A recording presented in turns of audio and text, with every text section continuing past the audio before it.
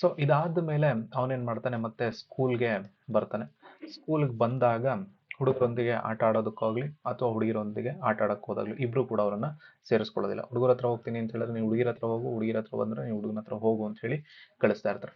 ಹುಡುಗರು ಕ್ರಿಕೆಟ್ ಆಡ್ತಾ ಇರ್ತಾರೆ. ಆ ಟೈಮಲ್ಲಿ ಅವನ ಹತ್ರ ಹೋಗಿದ ತಕ್ಷಣ ಏನ್ ಮಾಡ್ತಾರೆ, ಅವ್ನ ಬಟ್ಟೆ ಎಲ್ಲವನ್ನ ತೆಗೆದು ಕಿರುಕುಳ ಕೊಡೋದಕ್ಕೆ ಮುಂದಾಗ್ತಾರೆ. ಆಮೇಲೆ ಅಲ್ಲಿ ಇರ್ತಕ್ಕಂಥ ಕ್ರಿಕೆಟ್ ಬ್ಯಾಟ್ ಆಗಲಿ ಬಾಲ್ ಆಗಲಿ ಮುಟ್ಟೋದಕ್ಕೂ ಕೂಡ ಬಿಡೋದೇ ಇಲ್ಲ.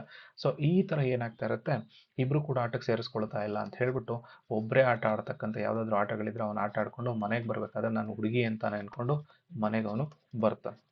ಸೊ ಮನೆಗೆ ಬಂದ ಮೇಲೆ ಅಲ್ಲೇ ಮನೇಲಿರ್ತಕ್ಕಂಥ ಮೇಕಪ್ ಅನ್ನ ಮಾಡ್ಕೊಳ್ತಿದ್ದ. ಸೊ ನಾನು ಯಾಕೆ ಈ ತರ, ಜನರು ಯಾಕೆ ನನ್ನನ್ನು ಒಪ್ಕೊಳ್ತಾ ಇಲ್ಲ ಅಂತ ಹೇಳಿ ಅವನಿಗೆ ಯೋಚನೆ ಕೂಡ ಮಾಡ್ತಾ ಹೋಗ್ತಿರ್ತಾನೆ. ಅದಾದ್ಮೇಲೆ ಮನೆಗೆ ಬಂದ್ಮೇಲೆ ಲಕ್ಷ್ಮೀ ದೇವ್ರೇನಿರುತ್ತಲ್ವಾ ಅದನ್ನ ನೋಡಿದಾಗ ಸ್ವಲ್ಪ ಅತಿಯಾಗಿರ್ತಕ್ಕಂಥ ಭಕ್ತಿ ಮತ್ತೆ ಅವನನ್ನ ನೋಡಿದಾಗ ಅತ್ಯಂತ ಸೌಂದರ್ಯವತಿಯಾಗಿ ಕಾಣುತ್ತೆ. ಯಾವುದು? ಆ ಲಕ್ಷ್ಮಿ. ಸೊ ಅದರಿಂದ ಅವನಿಗೆ ತುಂಬಾ ಇಷ್ಟ ಆಗತ್ತೆ ಆ ದೇವರನ್ನ ನೋಡೋದಕ್ಕೆ. ಯಾಕೆ? ಕಿವಿಯಲ್ಲಿ ಕಿವಿಯೋಲೆ ಹಾಕೊಳ್ಳೋದು, ಮೂಗುತಿ, ಉದ್ದ ಕೂದಲು, ತನ್ನ ಸುತ್ತಲೂ ಹೂವನ್ನು ಹೊಂದಿರುವುದಲ್ಲದೆ ಕಮಲದ ಮೇಲೆ ಆ ದೇವರು ಕೂತ್ಕೊಂಡಿದೆ. ಸೊ ಈ ತರ ಇರೋದ್ರಿಂದ ಲಕ್ಷ್ಮಿ ಅವನಿಗೆ ತುಂಬಾ ಇಷ್ಟ ಆಗ್ತಾ ಹೋಗ್ತಾಳೆ. ಆಮೇಲೆ ತನಗೆ ಏನೇನು ಅನುಭವ ಆಗ್ತಾ ಇರುತ್ತೋ ಪ್ರತಿನಿತ್ಯ ಅದೆಲ್ಲವನ್ನು ಕೂಡ ಅವಳ ಹತ್ರ ಬಂದು ಹೇಳ್ಕೊಳ್ತಾ ಇರ್ತಾನೆ. ಇದೆಲ್ಲವನ್ನ ನೋಡಿ ಅವನಿಗೆ ಯಾರೋ ಒಬ್ರು ತನಗೆ ಸಹಾಯಕರಾಗಿ ತನ್ನ ಆಪ್ತ ಸ್ನೇಹಿತ ರೀತಿನಲ್ಲಿ ಕಾಣಿಸ್ತಾ ಹೋಗ್ತಾರೆ. ಯಾರು? ಅವರ ಆ ಲಕ್ಷ್ಮಿ ದೇವತೆ.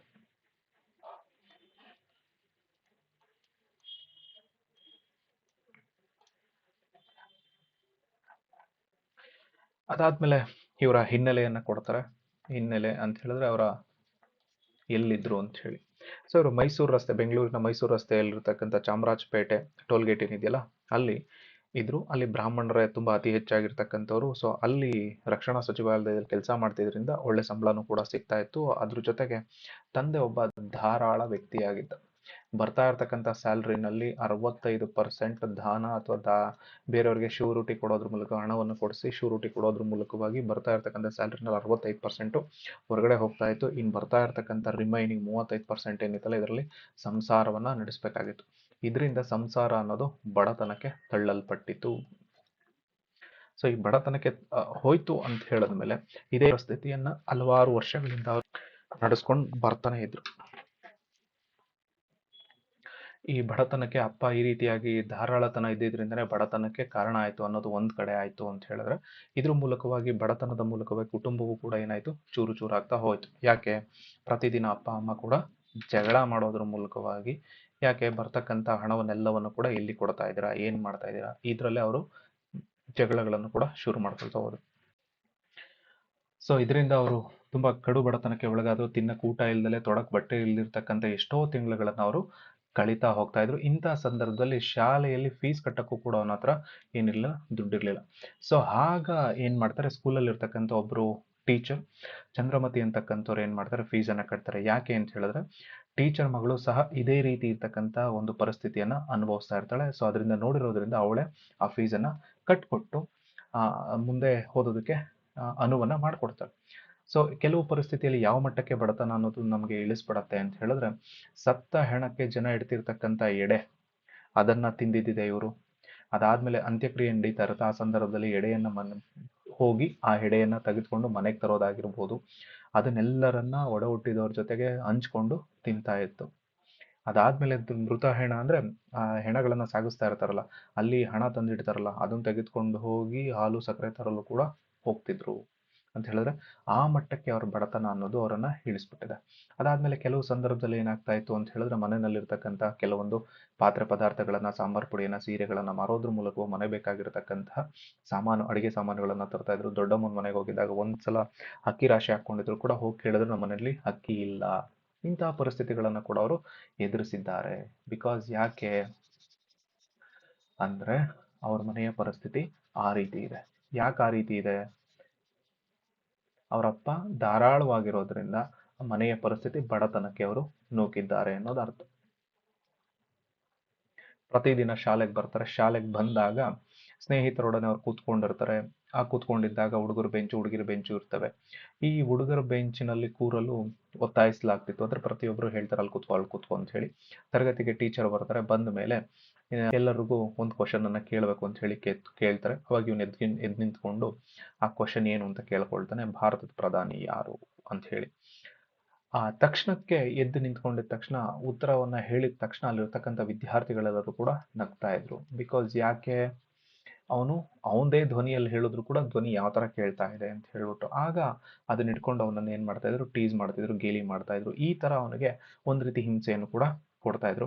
ಕೆಲವು ಸಂದರ್ಭದಲ್ಲಿ ಯಾವ ರೀತಿ ಆಗ್ತಿತ್ತು ಅಂತ ಹೇಳಿದ್ರೆ, ಅವನ ಪ್ಯಾಂಟ್ ಎಲ್ಲವೂ ಕೂಡ ಹಿಂದ್ಗಡೆ ಹರಿದೋಗಿ ಅವನ ಕುಂಡೆ ಎಲ್ಲವೂ ಕೂಡ ಕಾಣ್ತಾ ಇರ್ತಕ್ಕಂಥ ಸಂದರ್ಭದಲ್ಲಿ ಅದನ್ನ ಹೇಗಾದ್ರೂ ಮಾಡಿ ಮುಚ್ಕೊಳ್ಬೇಕಲ್ಲ ಅಂತ ಹೇಳಿ ಮುಚ್ಕೊಳ್ತಾ ಇದ್ದ.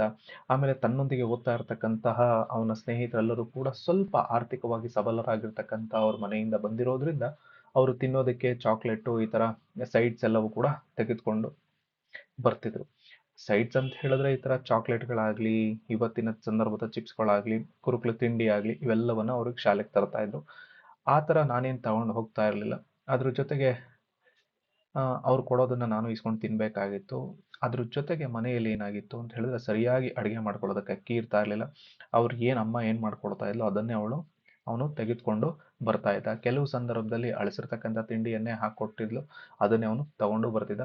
ಒಂದ್ಸಲ ಎಲ್ಲರೂ ಕೂಡ ಊಟ ಮಾಡಕ್ ಕೂತ್ಕೊಂಡಿದ್ದಾಗ ಎಲ್ಲರೆಲ್ಲ ಬಾಕ್ಸ್ ಅನ್ನ ತೆಗೆದಾಗ ಸ್ನೇಹಿತರು ನೋಡ್ಬಿಟ್ಟು, ಏನೋ ನಿನ್ ಬಾಕ್ಸ್ ಅಳಿಸೋಗಿದೆ ಅಂತ ಹೇಳಿದಾಗ ಅದನ್ನ ಏನ್ ಮಾಡ್ತಿದ್ದೆ, ಹೌದಲ್ವಾ ಅಮ್ಮನಿಗೆ ಗೊತ್ತಾಗಿಲ್ಲ ಕಳ್ಸ್ಬಿಟ್ಟಿದ್ದಾರೆ ಅಂತ ಹೇಳ್ಬಿಟ್ಟು ಚೆಲ್ತೀನಿ ಅಂತ ಹೇಳ್ಬಿಟ್ಟು ಎಲ್ಲೋ ಒಂದ್ ಕಡೆ ಹೋಗಿ ಚರಂಡಿಗೆ ಹಾಕ್ತೀನಿ ಅಂತ ಹೇಳಿ ಬಂದ್ಬಿಟ್ಟು ಅದೇ ಅಳಸಿದ ಅನ್ನವನ್ನ ತಿನ್ಕೊಂಡು ಚಲ್ದೆ ಅಂತ ಹೇಳಿ ಬಂದಿರತಕ್ಕಂಥ ಸಂದರ್ಭವೂ ಕೂಡ ಅವನ ಎದುರುಗಡೆ ಇದೆ.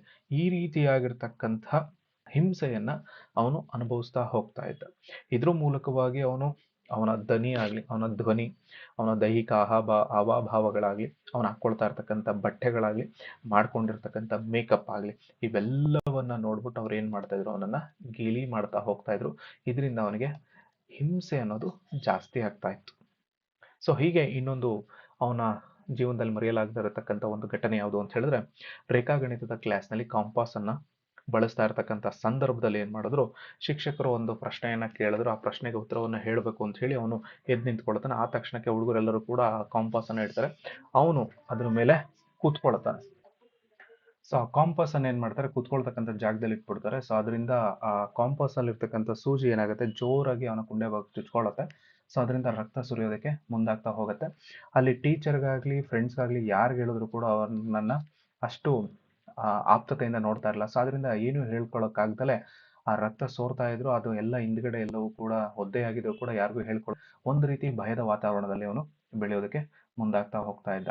ಸೊ ಇದ್ರ ಜೊತೆಗೆ ಸ್ನೇಹಿತರೊಡನೆ ಆಹಾರ ಆಗ್ಲಿ, ಆಟ ಸಾಮಾನಾಗ್ಲಿ, ನೋಟ್ಬುಕ್ಗಳನ್ನು ಹಂಚ್ಕೊಳ್ಳೋದಾಗ್ಲಿ, ಮಾತಾಡೋಕ್ಕೂ ಕೂಡ ಅವನಿಗೆ ಅಲ್ಲಿಂದ ಮುಂದಕ್ಕೆ ಭಯ ಆಗ್ತಾ ಇತ್ತು. ಅದ್ರ ಜೊತೆಗೆ ಸ್ಕೂಲಲ್ಲಿ ಅವನು ಇರ್ಬೇಕಾದ ಸಂದರ್ಭದಲ್ಲಿ ಕೆಲವೊಬ್ಬ ಟೀಚರ್ ಅಥವಾ ಕೆಲವೊಂದು ಸಬ್ಜೆಕ್ಟ್ಗಳು ಅವನಿಗೆ ಇಷ್ಟ ಆಗ್ತಿತ್ತು. ಸೊ ಆದ್ರಿಂದ ಅವನೇನ್ ಮಾಡ್ತಿದ್ದ, ಸ್ಕೂಲ್ಗೆ ಬರೋದಕ್ಕೆ ಇಷ್ಟಪಡ್ತಾ ಇದ್ದ. ಮನೆಯಲ್ಲಿ ಬಡತನ ಇರೋದ್ರಿಂದ ಲೈಟ್ ಇರ್ಲಿಲ್ಲ, ಅದಕ್ಕೆ ಬೀದಿ ದೀಪದಲ್ಲಿ ಕೂತ್ಕೊಂಡು ಅವನೇನ್ ಮಾಡ್ತಾ ಇದ್ದ, ಓದ್ಕೊಂಡು ಬರ್ತಾ ಇದ್ದ. ಸೊ ಹೀಗೆ ಶಾಲೆಯಲ್ಲಿ ಹುಡುಗ ಹುಡುಗಿರಿಗೆ ಪ್ರತ್ಯೇಕವಾಗಿರ್ತಕ್ಕಂಥ ಆಟಗಳು ಕೂಡ ಇದ್ವು. ನಾನು ಆದ್ಯತೆ ನೀಡಿರ್ತಕ್ಕಂಥ ಆಟಗಳು ಅಂತ ಹೇಳಿದ್ರೆ, ಹುಡುಗಿರು ಯಾವ ಆಟಗಳನ್ನ ಆಟ ಆಡ್ತಾ ಇದ್ರು ಅದೇ ಆಟಗಳಿಗೆ ಇವನು ಆದ್ಯತೆಗಳನ್ನ ಕೂಡ ಕೊಟ್ಟು ಆಟ ಆಡ್ತಾ ಇದ್ದ. ಆ ಆಟ ಆಡ್ತಾ ಹೋಗಿ ಅವ್ರ ಜೊತೆ ಸೇರ್ಕೊಳ್ತಾ ಇದ್ದಾಗ್ಲೂ ಕೂಡ ಅವ್ರು ಏನ್ ಮಾಡ್ತಾ ಇದ್ರು, ನೀನ್ ಆಟಕ್ಕೆ ಸೇರ್ಬೇಡ ಅಂತ ಹೇಳ್ಬಿಟ್ಟು ಅವನನ್ನ ದೂರವಾಗಿ ತಳ್ತಾ ಹೋಗ್ತಾ ಇದ್ರು. ಸೊ ಇವೆಲ್ಲವನ್ನ ನೋಡಿದಾಗ ನಮ್ಗೆ ಚಿಕ್ಕದು ಅಂತ ಅನಿಸ್ಬೋದು, ಬಟ್ ಅವನಿಗೆ ಸೂಕ್ಷ್ಮವಾಗಿರ್ತಕ್ಕಂಥ ಸಂಗತಿಗಳಾಗಿ ಅವು ಕಾಣ್ತಾ ಹೋಗ್ತಾ ಇದ್ವು. ಅಷ್ಟು ಚಿಕ್ಕ ವಯಸ್ಸಿನಲ್ಲಿ ಬಿಕ್ಕಟ್ಟಿನಿಂದ ಬಿಡಿಸ್ಕೊಳ್ಳೋದಾದ್ರೂ ಹೇಗೆ? ಶಾಲೆಯಲ್ಲಿ ಸ್ನೇಹಿತರೆ ತುಂಬಾ ಕಿರುಕುಳ ನೀಡ್ತಾ ಇದ್ರು. ಶಿಕ್ಷಕರು ಸಹ ನನ್ನನ್ನು ಸ್ವೀಕರಿಸ್ತಾ ಇಲ್ಲ. ಎಲ್ಲರಿಂದಲೂ ಕೂಡ ನಾನು ಪ್ರತ್ಯೇಕವಾಗಿ ಬೇರೆ ಟೇಬಲ್ ಅಂದ್ರೆ ಪ್ರತ್ಯೇಕಿಸಿ, ಅಂದ್ರೆ ಹುಡುಗ ಮತ್ತೆ ಹುಡುಗಿಯರನ್ನ ಪ್ರತ್ಯೇಕಿಸಿ ಅವನಿಗೆ ಸಪರೇಟ್ ಆಗಿರ್ತಕ್ಕಂಥ ಜಾಗವನ್ನ ಮಾಡ್ಕೊಡೋದ್ರು. ಯಾಕೆ ಅಂತ ಹೇಳಿದ್ರೆ, ಇದು ಸಾರ್ವಜನಿಕವಾಗಿ ಅಥವಾ ಸಾಂಕ್ರಾಮಿಕವಾಗಿರ್ತಕ್ಕಂಥ ಕಾಯಿಲೆ, ಅವ್ರಿಗೂ ಹಬ್ಬಿಡತ್ತೆ ಅಂತ ಹೇಳ್ಬಿಟ್ಟು ಅವ್ರನ್ನ ದೂರ ಕೂರಿಸೋದಾಗ್ಲಿ, ಈ ರೀತಿ ಸಂಗತಿಗಳೆಲ್ಲವನ್ನ ಅವನು ನೋಡ್ತಾ ಹೋಗ್ತಾ ಇದ್ದ. ಸೊ ಇಂತಹ ಸಂಗತಿಗಳ ಮೂಲಕವಾಗಿ ಈ ಒಂದು ಸಂಗತಿಗಳಿಂದ ಅವನ್ನ ಎಲ್ಲರೂ ಕೂಡ ಆಪ್ತವಾಗಿ ಒಳಗೊಳ್ಳೋದು ಯಾರು? ಹಾಗಾದ್ರೆ ಈ ಮನೆಯಲ್ಲಿ ಮಾಡೋದಾಗ್ಲಿ ಖಂಡಿತವಾಗಿ ಬೈತಾರೆ ಅಂತ ಹೇಳಿ ಗೊತ್ತಿದೆ, ನನಗೆ ಈ ತರ ನಡ್ಕೊಳ್ತಾ ಇದ್ದೀನಿ ಅಂತ ಹೇಳಿದಾಗ್ಲೂ ಕೂಡ. ಆದ್ರೆ ಗಂಡಸಿನಂತೆ ವರ್ತಿಸ್ಬೇಕು ಅಂತ ಹೇಳಿ ಒತ್ತಾಯ ಮಾಡ್ತಾರಲ್ಲ ನಮ್ಮ ಅಪ್ಪ ಅಮ್ಮ. ಆದ್ರೆ ನಾನು ಈ ತರ ಪರಿಸ್ಥಿತಿನಲ್ಲಿದ್ದೀನಲ್ಲ, ಈ ಪರಿಸ್ಥಿತಿನಲ್ಲಿ ಇದ್ದಾಗ ನನ್ನನ್ನು ಯಾಕೆ ಇವ್ರು ಅಕ್ಸೆಪ್ಟ್ ಮಾಡ್ತಾ ಇಲ್ಲ, ನನ್ನ ಅಪ್ಪ ಅಮ್ಮ ಯಾಕೆ ಅಕ್ಸೆಪ್ಟ್ ಮಾಡ್ತಿಲ್ಲ, ಅಥವಾ ನನ್ನ ತಂದೆ ತಾಯಿಗಳ ಜೊತೆಗೆ ನನ್ನ ಸಹಪಾಠಿಗಳಾಗ್ಲಿ, ಶಿಕ್ಷಕರಾಗ್ಲಿ, ಒಡ ಹುಟ್ಟಿದವರಾಗ್ಲಿ, ಸಂಬಂಧಿಕರಾಗ್ಲಿ, ಯಾರು ಕೂಡ ನನ್ನನ್ನು ಈ ಪರಿಸ್ಥಿತಿಯಲ್ಲಿ ಯಾಕೆ ಸ್ವೀಕಾರ ಮಾಡ್ತಾ ಇಲ್ಲ ಅನ್ನೋ ಒಂದು ನೋವು ಮತ್ತೆ ಹಿಂಸೆ ಅವನಿಗೆ ಜಾಸ್ತಿ ಆಗ್ತಾ ಹೋಗ್ತಾ ಇದೆ. ಈ ಹಿಂಸೆಯಿಂದ ಅವನೇನ್ ಮಾಡ್ಕೊಳ್ತಾ ಇದ್ದಾನೆ, ಇವರೆಲ್ಲರೂ ಕೂಡ ನನ್ನನ್ನು ದೂರ ತಳ್ತಾ ಇದ್ದಾರೆ, ಸಮಾಜವೂ ಕೂಡ ನನ್ನನ್ನು ದೂರ ತಳ್ತಾ ಇದೆ. ಅದರಿಂದ ನಾನು ಏನಾಗಬೇಕು, ಅಥವಾ ನಾನು ಯಾಕೆ ಹಿಂಗಾಗಿ ಹೋಗ್ತಾ ಇದ್ದೀನಿ ಅನ್ನೋದೆಲ್ಲವೂ ಕೂಡ ಅವನಿಗೆ ಯೋಚನೆ ಬರ್ತಾ ಹೋಗ್ತಾ ಇದೆ. ಸೊ ಇದ್ರ ಮೂಲಕವಾಗಿ ಈ ಪಾಠ ನಮ್ಗೆ ಏನ್ ತಿಳಿಸ್ಕೊಡ್ತಾ ಹೋಗುತ್ತೆ ಅಂತ ಹೇಳಿದ್ರೆ, ಇಂತಹ ಒಂದು ಅಂದ್ರೆ ಗಂಡಾಗಿದ್ದು ಹೆಣ್ಣಿನ ಪರಿಸ್ಥಿತಿಗೆ ನಾನು ಬದಲಾಗಬೇಕು ಅಂತ ಅನ್ಕೊಂಡಿರ್ತಕ್ಕಂಥ ಮನಸ್ಥಿತಿಯ ಒಬ್ಬ ಹುಡುಗನನ್ನ ನಾವೆಲ್ಲರೂ ಸೇರ್ಕೊಂಡು ಅವನು ಅಂದ್ರೆ ನಾವ್ ಹೇಗಿದ್ದೀವೋ, ಸಾಮಾನ್ಯರು ಹೇಗಿದ್ದೀವೋ ಹಾಗೆ ಅವನೊಬ್ಬ ಅಂತ ಅನ್ಕೊಂಡಾಗ ಮಾತ್ರ ಈ ಒಂದು ಪರಿಸ್ಥಿತಿಯನ್ನ ಅವರನ್ನ ಬದಲಾಯಿಸೋದಕ್ಕೆ ಸಾಧ್ಯ ಆಗತ್ತೆ. ಇಲ್ಲ ಅಂತ ಹೇಳಿದ್ರೆ ಅದೇ ಪರಿಸ್ಥಿತಿಯಿಂದ ಅವರು ಹೆಣ್ಣಾಗೆ ಬದಲಾಗಬೇಕು ಅಂತ ಹೇಳಿ ಮಾನಸಿಕ ಮತ್ತೆ ದೈಹಿಕ ಹಿಂಸೆಯಿಂದ ಮುಂದಾಗ್ತಾ ಹೋಗ್ತಾರೆ. Thank you.